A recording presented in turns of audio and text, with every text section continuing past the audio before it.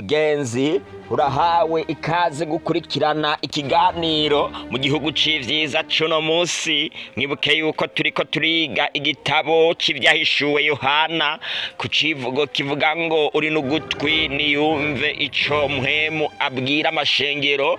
Murahawe ikaze kubana nanje mwa kino ikiganiro mushikirizwa na mwene so Jimini Shimwe yaje kuba imbohe ya Kristo kubwo kwamamaza ubutumwa bwiza.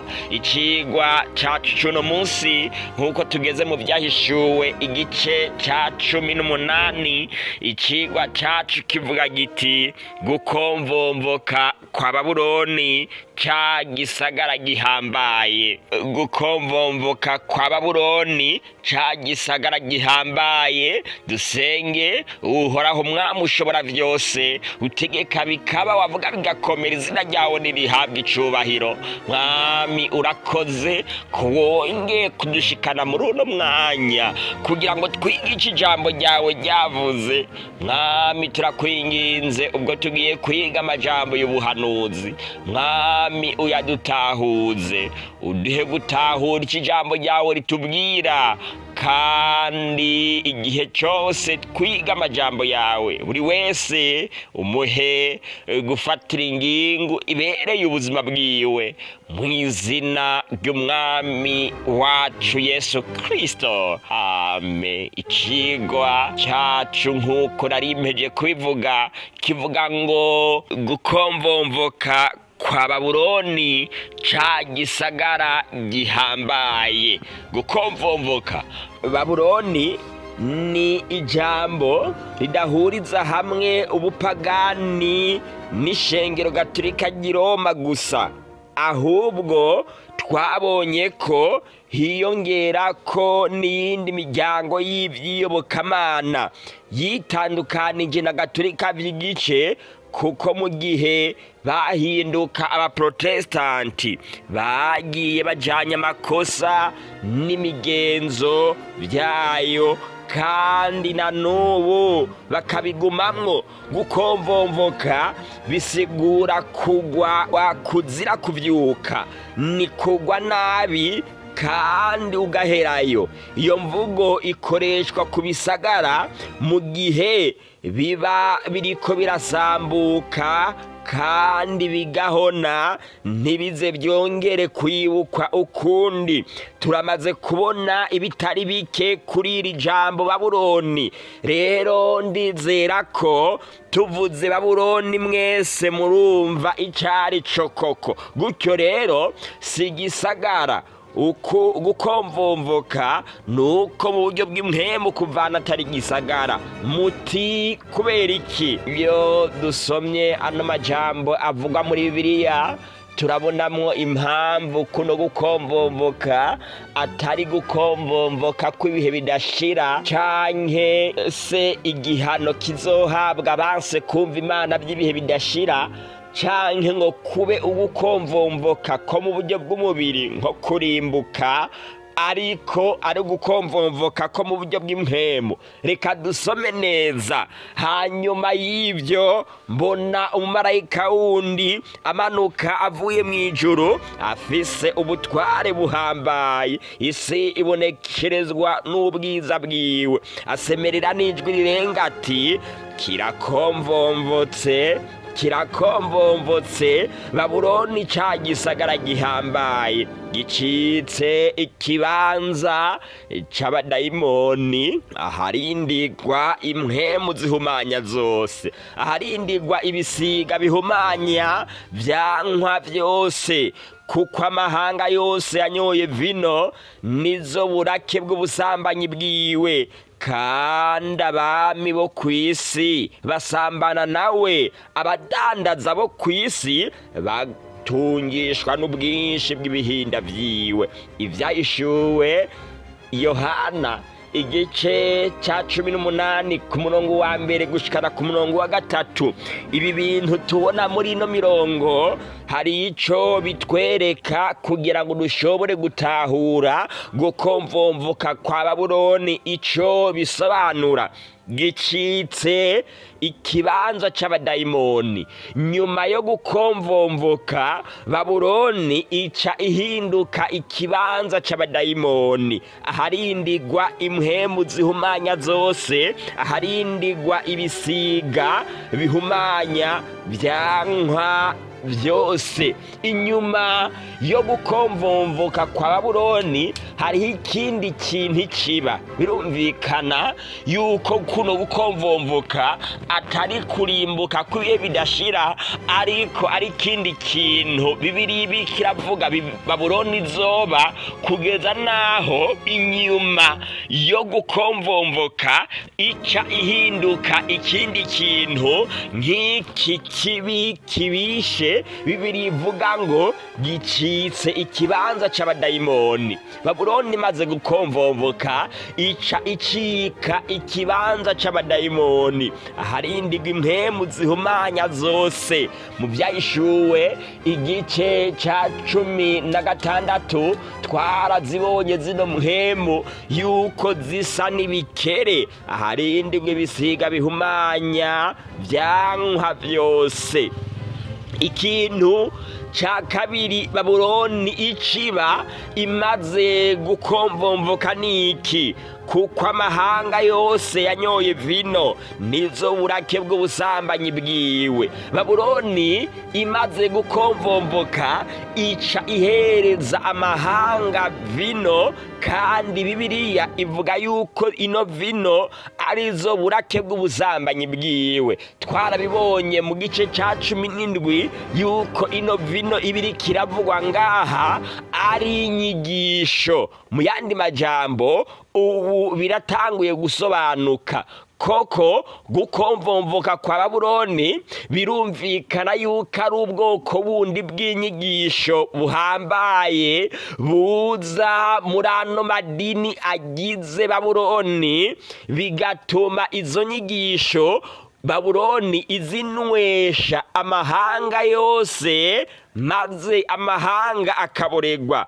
Ikindi ca gatatu, kandi abami bo kw'isi basambana nawe, abadandaza bo kw'isi batungishwa n'ubwinshi bw'ibihinda vyiwe. Ivyo bica bitwereka ubusobanuro nyabwo bw'uko gukomvomvoka. Ntabwo ari mu buryo bwo kurimbuka ku mubiri kw'ibihe bidashira kwa bakoze ibyaha, ariko nukurimbuka mu buryo bwa mpwemu.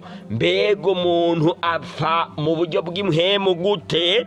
Yicwa no kubura inyigisho nzima. Uko niko n'amashengero menshi y'iki gihe yapfuye. Yarakomvomvotse, yarirukanye ukuri kwa Bibiliya, asigara ku migenzo n'inyigisho zishiriweho n'abantu. Uko niko marayika yariko aratangaza avuga ngo kirakomvomvotse, kirakomvomvotse Babuloni.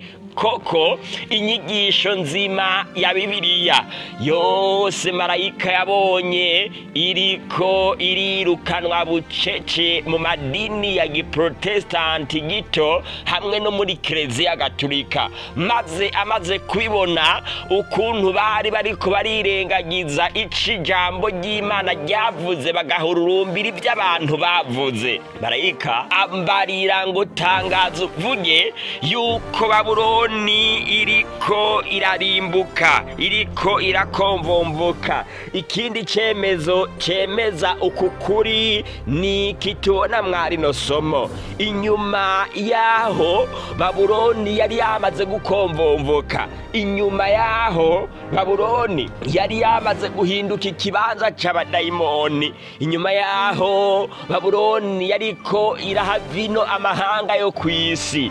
Kandi no mu gihe Babuloni yariko irasambana n'abami bo kw'isi hamwe n'abatunzi, ijwi rya marayika wa gatatu naryo nyene rica ritangazwa rikavuga ngo numva ijwi rivuye mu ijuru rivuga riti bantu banje nimuviwe kugira ngo mwoye gufatanya n'ivyaha vyiwe mwoye guhabwa ku vyago vyiwe.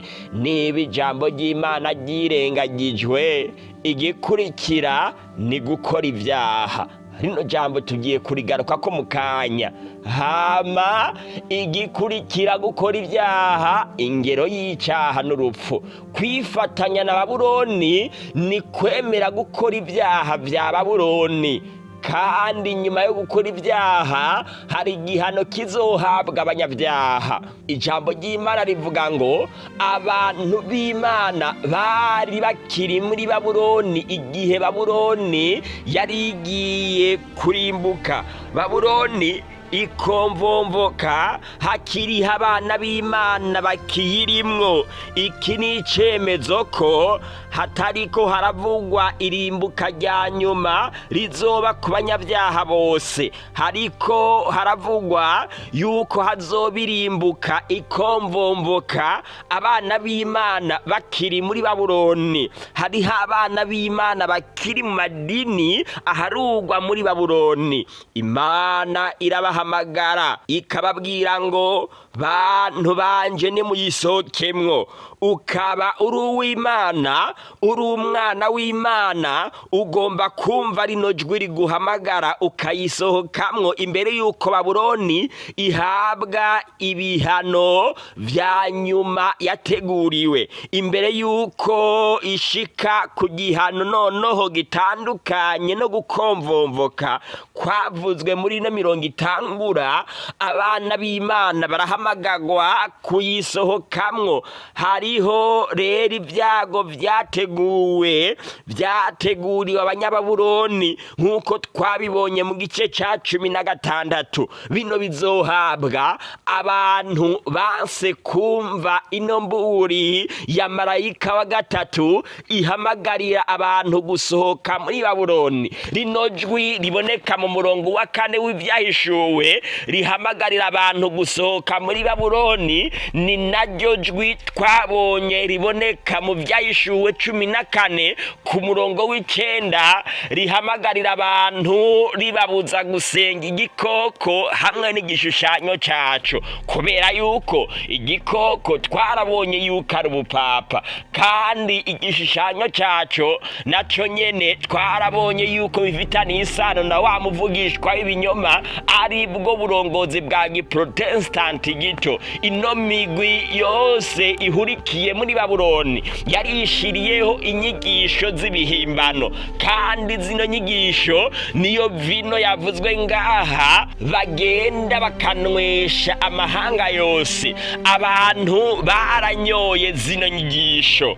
Bibiliya yifashishije ino mvugo ngo bantu banje nimusohokemwo, iratangaza ngo ntihagire umuntu asenga ubupapa canke asenge izindi nyigisho zose za giprotestanti ngo yemere gushigwako ikimenyetso c'ubupapa mu ruhanga canke mu kiganza, ariko kwemera dimanshe kandi ukanayikorera canke se ukirengagiza n'ayandi mategeko yose y'Imana, ari byo bihurikira mu gitigiri 669. Buno butumwa bwa marayika wa gatatu buvugwa mu mvugo imwe muri uno murongo wa 4 w'ivyahishuwe ngo bantu banje nimusohoke muri Babuloni. Mu kuvuga ibyago bizohabwa abanyebabuloni, Bibiliya ivuga ngo kuko ibyaha vyiwe vyarundanijwe bigashika mw'ijuru, kandi Imana yibutse ukugabitanya kwiwe. Ivyahishuwe igice ca 18 ku murongo wa 4 gushikana ku murongo wa 5. Nk'ingaruka yo gukomvomvoka irundanya ivyaha bikagera mw'ijuru, maze Imana ikibuka ukugabitanya kwayo kw'ibigirankana no gucika intaburirwa kwayo. Kugira ngo ikintu kirundane, nta ngaha dukurikije ukuntu murongo uvuga, ni kuvuga ngo ibyaha byaraje, ibyaha birarundana, haraca igihe runaka, hamuko byarundana biraduga kugeza naho bishika mw'ijuru, maze Imana iribuka ukugabitanya kwa Babuloni. Ngaha tuhabona ikintu kidasanzwe, yuko abanyebabuloni hariho ibyaha bariko barakora batihana, kugeza naho biba byinshi barabikora,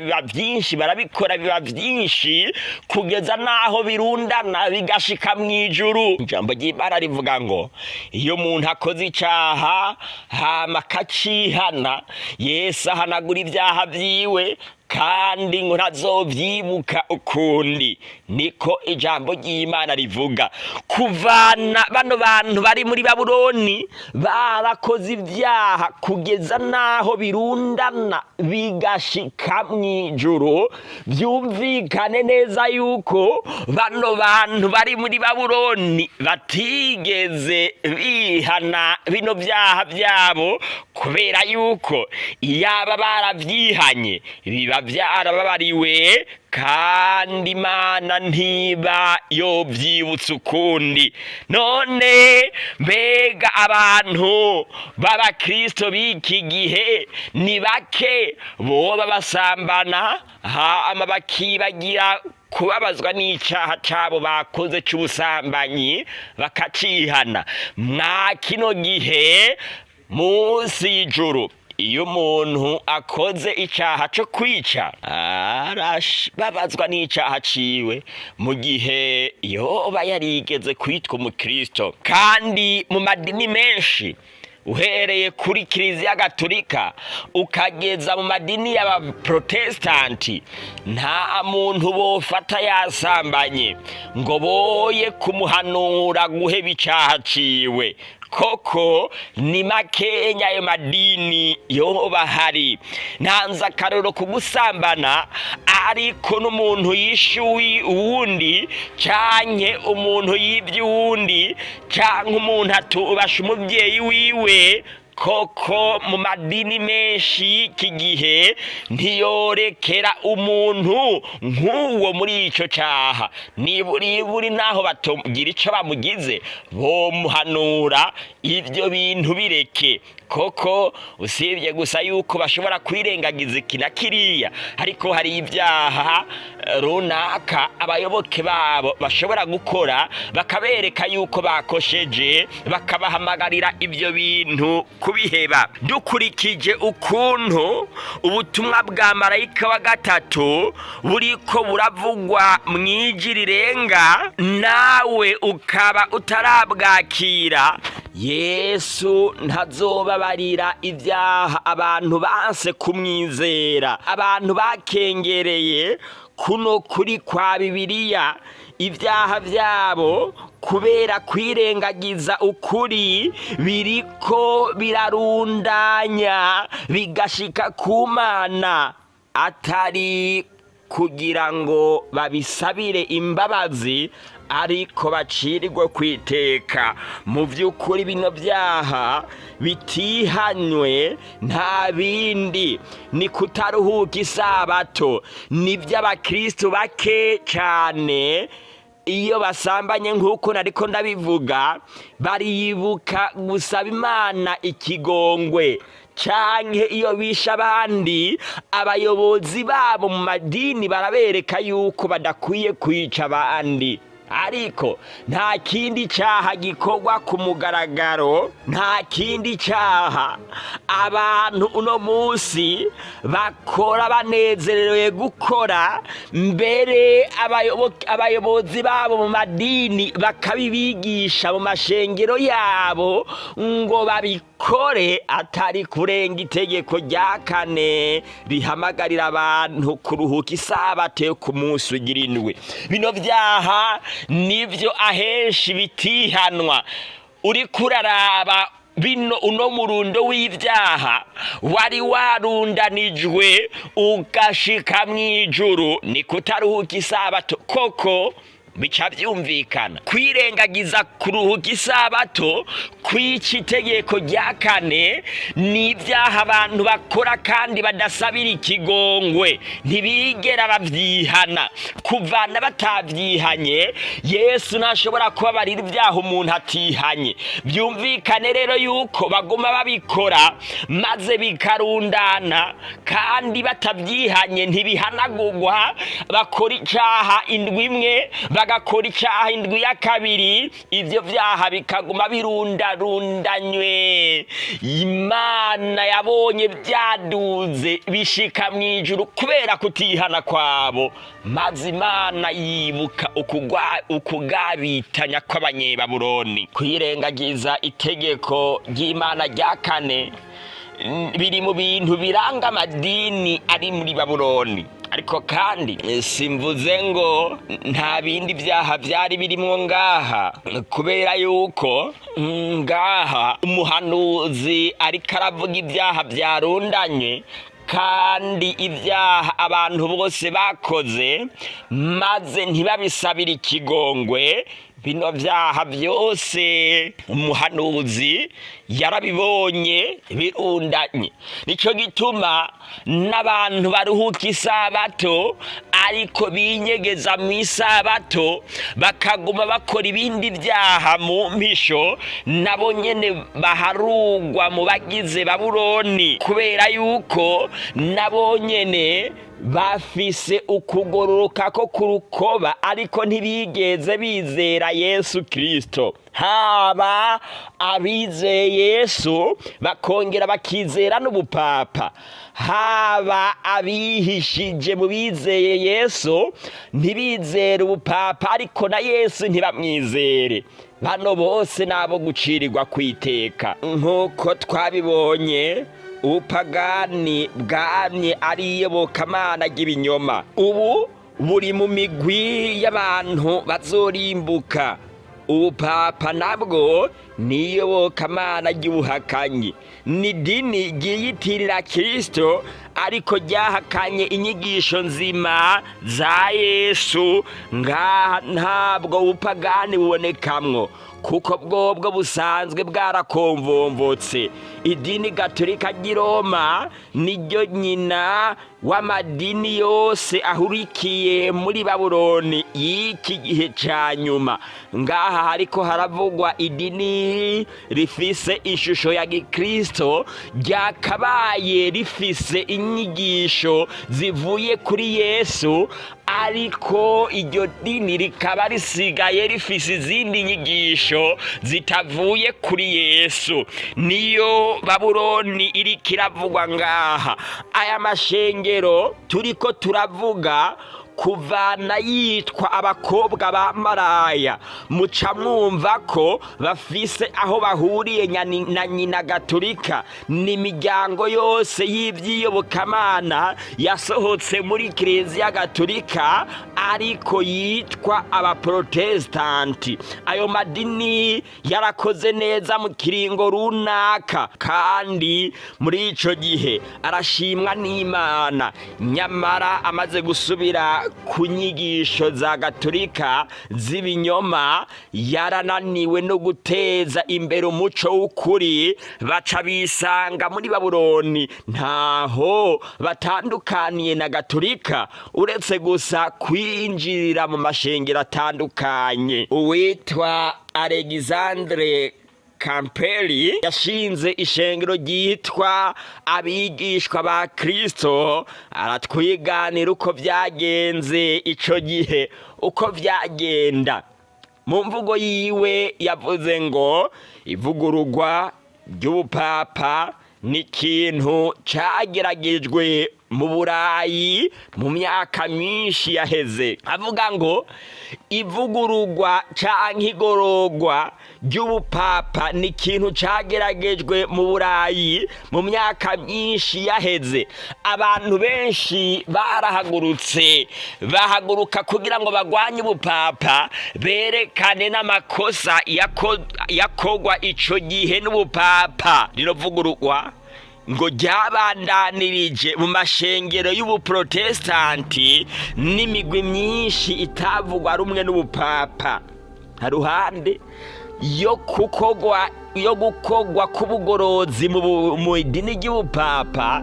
Uno muhinga wa kera avuga yuko ngo yabonye, ni kuvuga ngo nta givugururwa ubugorozi bwakozwe mu bupapa gusa, ahubwo ngo no mu madini ya giprotestanti no mu yindi migwi itavuga rumwe n'intwaro y'ubupapa nayo nyene yarakozwemwo amavugururwa yongera kogwamwo n'ubugorozi. Ubuprotestanti nabwo ukunika bandanya avuga bwaravuguruwe buvukamwo iyindi migwi.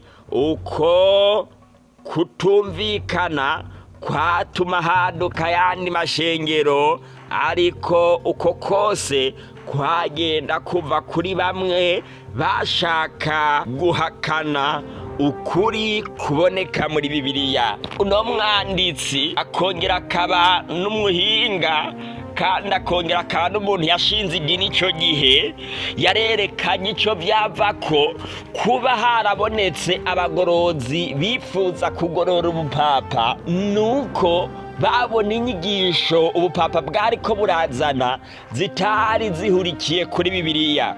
Kandi uko nabo bari bamaze kubaho nk'abaprotestanti, nabo muri bo hashishikaye kubonekamwo imigwi itashaka kugendera ku nyigisho nzima ya Bibiliya. Hakaboneka abantu bemera kuzana abagore benshi bakavuga ngo kunywa inzoga nico caha, hama abandi nabo bakavuga ati oya, kunywa inzoga si icaha, ariko kuzana abagore benshi nico caha, bivanye na buri wese icaha abona yuko yokora ntikibi caha, ariko akavuga ngo biriya vyakozwe n'abandi nivyo vyaha. Gutyo hacaboneka ishengero rishasha. Nico no mwanditsi no Alexandre ariko aravuga, abana yavuga ngo uko niko haje ababatista n'abametodiste barondera kugorora ayo mashengero y'ababanjirije. Bahavuye nabo bavamwo n'amashengero menshi avuye ku nyigisho za Wisileyi. Bose uko bakabaye bagumanye ibisanira bimwe by'ubupapa mu ndinganizo zo kwemera kwabo. Bakoze ibishoboka byose ngo bagorore ubupapa, nyamara ubugorozi bakoze ni ubw'igice. Inyigisho n'imigenzo by'abantu baracabyizera nk'abagatolika nyene. Uno niko yavuze kandi n'ukuri. Usomye ibinyamakuru n'amajambo yakahise abantu babayeho mu gihe ca kera bose bavuze, mu by'ukuri usanga ari ukuri.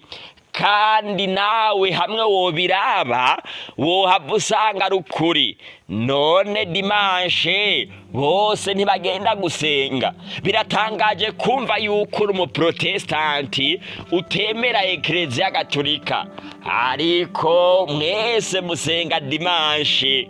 Nta kintu gihambaye ku isi giha ububasha idini rya Eklezia Gatolika atari kuba yarishiriyeho dimanche. Kandi ikintu cerekana yuko abaprotestanti na n'ubu bakiyoboka Eklezia Gatolika nuko bayoboka dimanche ubupapa bwishiriyeho. Usibye gusa yuko hari n'izindi nyigisho ubuprotestanti bukigendera z'ubupapa, ariko kuvana buruhuka dimanche ubupapa bwishiriyeho mu mvugo yumvikana kandi ivunaguye ubuprotestanti gito, ndavuga amadini aruhuka dimanche n'ubupapa na ekereziya gatolika bose ni bamwe, batandukaniye gusa mu kwinjira mu mashengero atandukanye. Ntabwo ijambo Babuloni rikoreshwa mu gihe tuvuga amashengero atandukanye rigamije kuyacoza, oya, ahubwo riba ririko rirerekana urudubi n'uruvange bw'inyigisho abantu bizera. Ntutinye,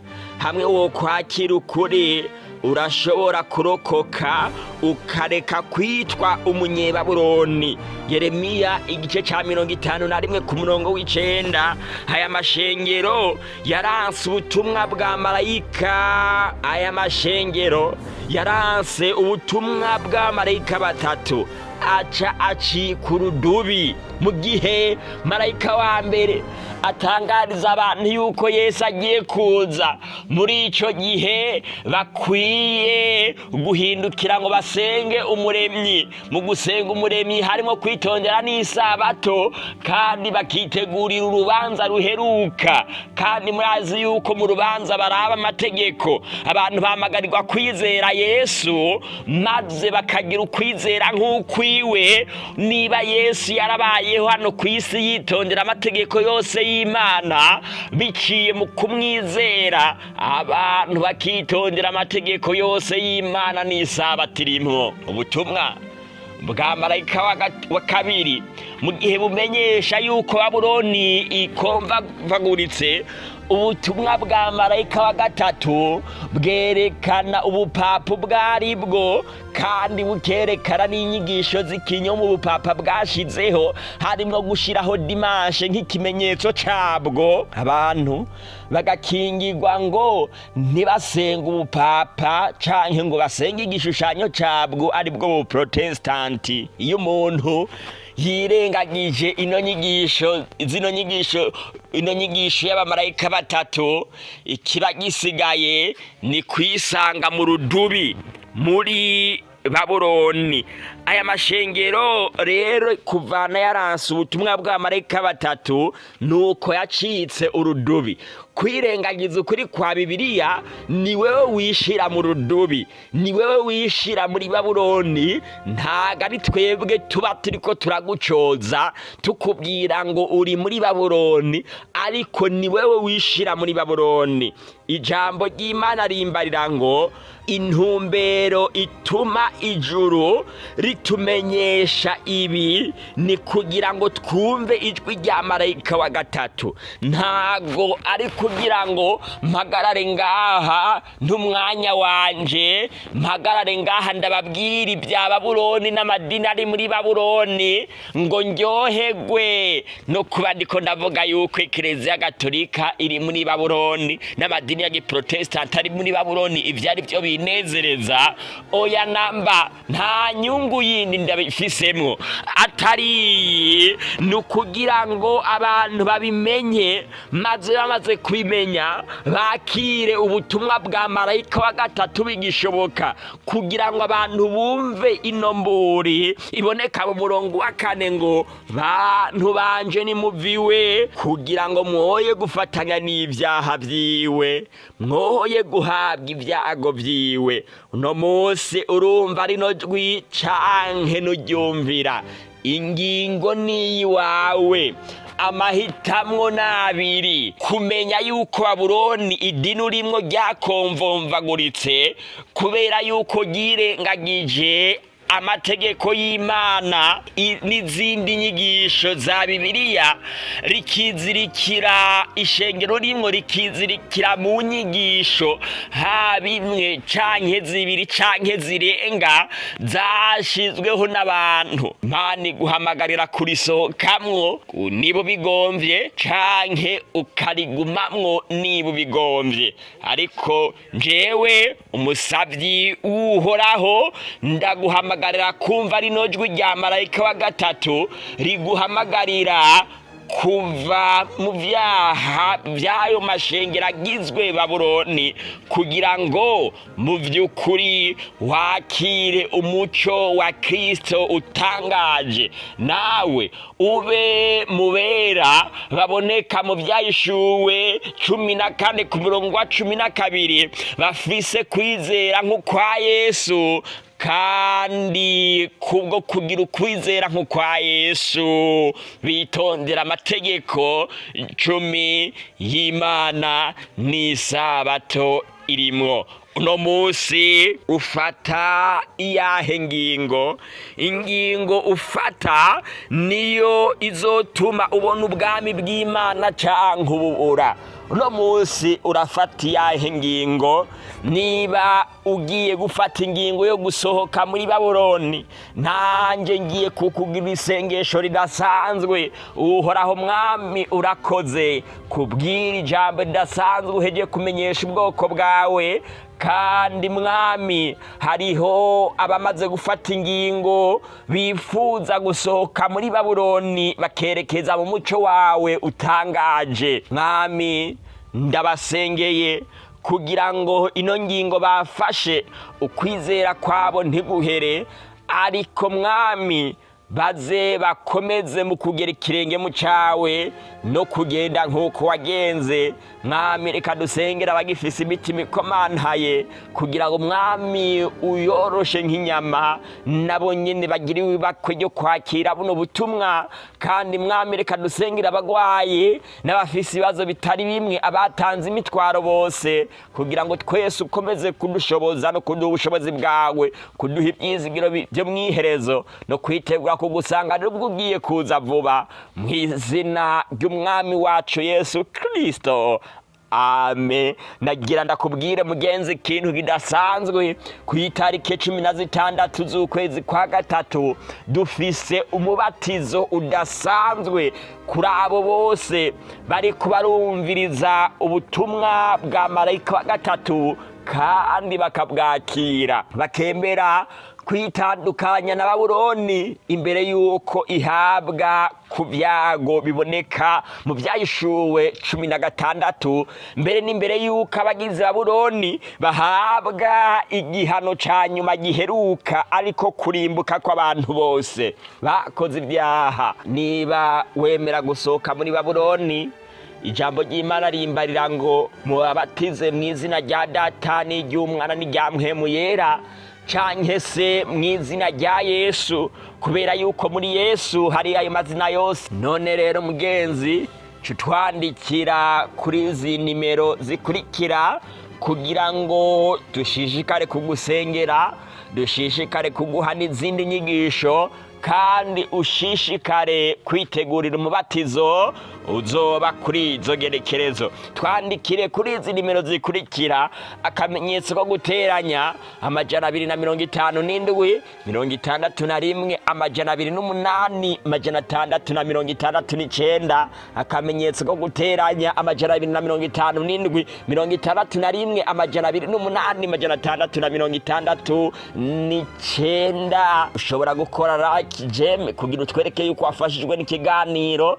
Ushobora gukora abone, subscribe, following, suivre, bivana n'urubuga canke ururimi uri kurakoresha mu kudukurikirana. Ivyo bizogufasha kuronka ikiganiro gikurikira. Kandi mugenzi, tukwibutse yuko bino biganiro biboneka misi yose ya gatanu isaha 12 z'agatondo, ni misi yose y'isabato isaha 8:30 z'umuhingamo. Ufise ikibazo canke ikintu wifuza gushikiriza, ushobora kuvyandika muri komanteri. Ntiwibagire gukora partage kugira ngo buno butumwa bushike no ku bandi. Yesu aguha umugisha, aguhe kwa mumwizeye ibihe vyose. Nkakire ijambo ry'Imana.